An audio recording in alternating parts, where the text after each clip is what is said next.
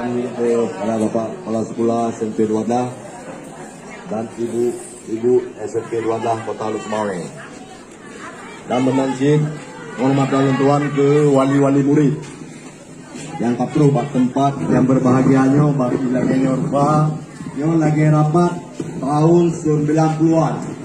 Sebetulnya Dinas Pendidikan Kota Lusmawe harus dipikir dipahami, ipa urun di luar. Yang lagi sama dia, yang dipikir. Yang punya kita.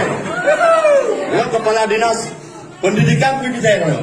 Karena ya rumah gula ya kalian putra ya akan kejadian lagi yang rupa-rupa gitu. Yang rapatnya lagi rapat dan gue kami. Tidak. Jadi, yo bapak untuk pegawainya tiganya jalankan tugas.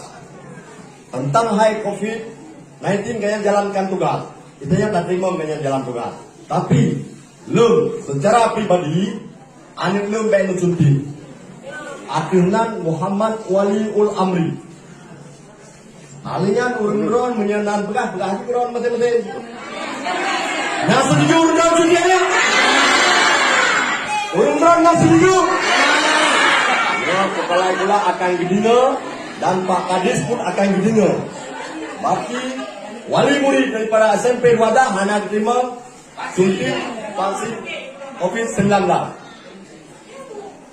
Jadi Pak Wan selaku kepala sekolah dan ibu-ibu yang menjalankan tugas. Alanya memang dulu suntik sampai lagi yang katakan baik media adalah irupahannya mir. Ya baik kalian. Baik secara diam-diam mesti irupahannya mir. Ya yang tanya pegah Bapak kepala sekolah lebih arahan orang yang semunti baik sampai di rumah ini. Yang disuntik silakan itu secara pribadi. Urun-urun yang nanti mikir anu. Kami anu dua ni baik. Tapi itu di tahun ni anu hang beli sini. Saya sehat dulu. Ya Pak lelaki maaf kan biwat teh kelur. Di tempatnya nya pernah itu suntik orang-orang pegah urun-urun. Ya hindon na komite adenan ajari. Dia bidang komisi D. Tapi di orangnya rumah sekolah hantar mijak raya tahu. Nyorong jumlah haji jak kena kalau minta ki male bijak raya baku. Yang tengok di dia bawah. Ya, ada dengar tim saya yang kau si colega, ada dengar. Apa jamaah meramah madum dah. Tadi saya pegah dia berkon-kon pegah ini. Pilih yang kon yang lainnya kejadian. Anak rasa tanggung jawab seorang wali kota, seorang dinas PK Kota Lusmawe. Seorang DPRK dan anggota DPRK. Semua dalam lingkup PK Kota Lusmawe, yo hanam tanggung jawab. No dinas pihana di pasir. Ada kalam. Jadi etno mentang Pak Kepala kalau di Wate Kelun mengasih berehat.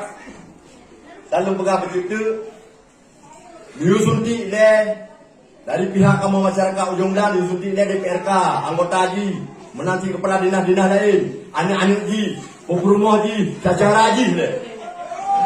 Jadi biar sampai orangnya dengan COVID-19 namanya Ipa Jauhi, orangnya langsung kita raya-raya ini. Janganlah membunuh anak kami, dia generasi penerus bangsa Aceh.